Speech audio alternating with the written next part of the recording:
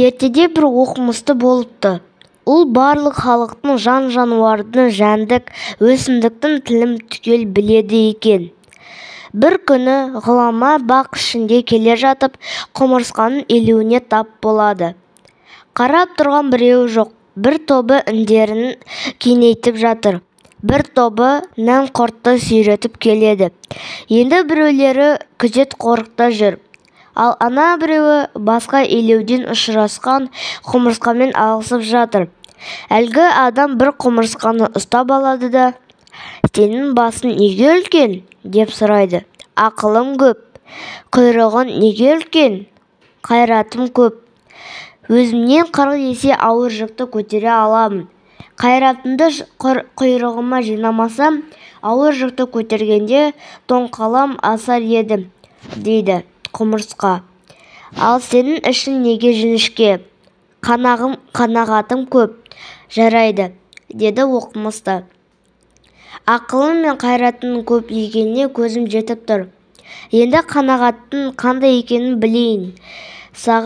Егер саған бидайдың бір дәнін берсем, қаншаға жеткізер едің?» «1 жылға жеткізер едім», депті құмырсқа. Оқымысты құмырсқаны сауытқа салып, қасына бидайдың бір дәнін қояды.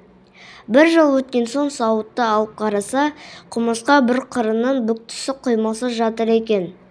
Қасында бидай дәнінің жартысы қалыпты. Әрі-беріден кейін бірте-бірте мұртын, аяғын қимылдады да құмырсқа орнынан тұрады. «1 дән маған 1 жылға жетеді, деп едің. Жыл өтті, ал сен дәннің жартысын ғана жепсің. Оның қалай?» деп сұрады оқымысты. «Я, ол дәнді 1 жылда жеп бітірсем, қазір менің халім әлде қайда жақсы болар еді. Бірақ сен 1 жылдан кейін мені босатуды ұмытып кетсең, онда мен бостан-босқа аштан өлуге болар едім. Сол себепті 1 жыл бойы жарты дәнді қанағат қылдым», деп жауап берді құмырсқа. «Егер босатуды ұмытып кетсем, қалған жарты дәнді қанша уақытқа жеткізген болар едің?» 4-5 жылға жеткізген болар едім», депті құмырсқа.